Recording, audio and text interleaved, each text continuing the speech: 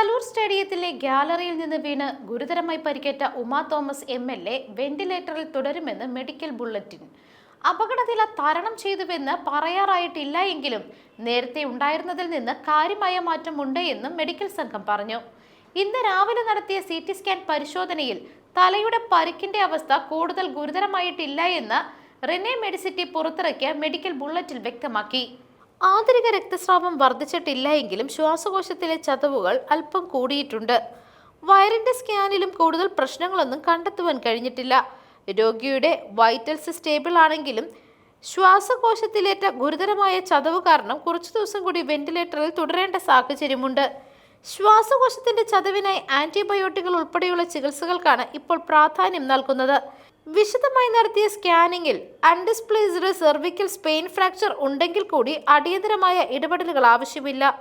രോഗിയുടെ അവസ്ഥ മെച്ചപ്പെട്ടതിന് ശേഷം ആവശ്യമെങ്കിൽ ചികിത്സാ നടപടിക്രമങ്ങൾ സ്വീകരിക്കാൻ കഴിയുന്നതാണെന്നും മെഡിക്കൽ ബുള്ളറ്റിൻ ഇറക്കിയ ശേഷം മെഡിക്കൽ സംഘം മാധ്യമങ്ങളോട് പറഞ്ഞു. അപകടനില തരണം ചെയ്തുവെന്ന് പറയാറായിട്ടില്ല എന്ന് ഡോക്ടർമാർ പറഞ്ഞു. നേരത്തെ തന്നെ ആരോഗ്യ പ്രശ്നങ്ങൾ ഉണ്ടായിരുന്നു. ഹൃദയത്തിന് നേരത്തെ തന്നെ സ്റ്റെത്ത് ഇട്ടിട്ടുണ്ട്. ഇതിന്റെ മരുന്ന് കഴിക്കുന്നത് കൊണ്ടാണ് കൂടുതൽ രക്തസ്രാവം ഇന്നലെ ഉണ്ടായത്. ശ്വാസകോശത്തിന്റെ ആരോഗ്യാവസ്ഥയാണ് പ്രധാനപ്പെട്ടത്. ആന്റിബയോട്ടിക് ചികിത്സകൾ തുടങ്ങിയിട്ടുണ്ട് എന്നും മറ്റ് അവയവങ്ങൾക്കേറ്റ പരിക്ക് ഭേദമാകുന്ന മുറയ്ക്ക് തലച്ചോറിനേറ്റ പരിക്ക് ഭേദമാവുകയുള്ളൂ എന്നും മെഡിക്കൽ സംഘം പറഞ്ഞു. അതേസമയം ഉമാ തോമസ് MLAക്ക് ഗുരുതര പരിക്കേൽക്കാൻ ഇടയാക്കിയ കലൂർ സ്റ്റേഡിയം ഗ്യാലറിയിലെ സ്റ്റേജ് നിർമ്മിച്ചത് വിളക്ക് കൊളുത്താൻ മാത്രമാണ് എന്നാണ് സംഘാടകർ പറഞ്ഞത് എന്ന് ഗ്രേറ്റർ കൊച്ചിൻ ഡെവലപ്മെന്റ് അതോറിറ്റി.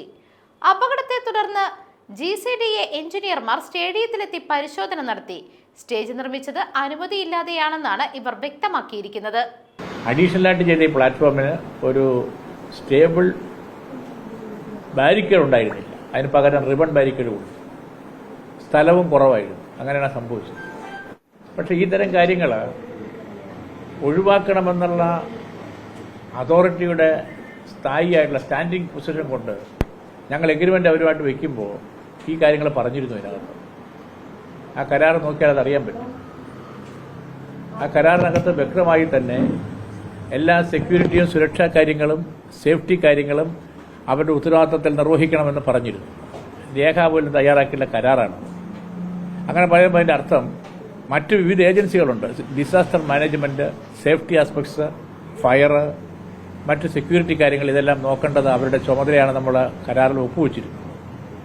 പക്ഷേ അത് പൂർണ്ണമായും പാലിക്കപ്പെട്ടിട്ടില്ല എന്നാണ് ഇപ്പോൾ നമുക്ക് കാണുന്ന കാര്യം. അതുകൊണ്ട് ഞങ്ങളെ സംബന്ധിച്ചൊരു അന്വേഷണം വയ്ക്കുന്നുണ്ട്. പക്ഷേ അന്വേഷണത്തിന് ഏറ്റവും ഉചിതമായ ഏജൻസി പോലീസാണ്. തന്നെയല്ല കോർപ്പറേഷൻ്റെയും ഫയറിൻ്റെയും എല്ലാം അംഗീകാരം എടുത്തിട്ടുണ്ടെന്നുള്ളത് വീണ്ടും സൂക്ഷ്മപരിശോധന നടത്തേണ്ടതുണ്ട്. അപ്പോൾ പോലീസിൻ്റെ പ്രാഥമികമായ നിരീക്ഷണങ്ങളും അതിൽ നിന്നുള്ള അവരുടെ ഇൻഫറൻസും വെച്ചിട്ട് അതുകൂടി കോർഡിനേറ്റ് ചെയ്തിട്ട് ഞങ്ങൾ ഉച്ചയ്ക്ക് ശേഷം GCDA സംബന്ധിച്ച് ഒരു പത്രക്കുറിപ്പ് ഇറക്കുന്നുണ്ട്. അതിൽ ഈ കരാറിന്റെ വിശദാംശങ്ങൾ ഞങ്ങൾ കോട്ട് ചെയ്യും. News desk മെഗ്നവിഷൻ.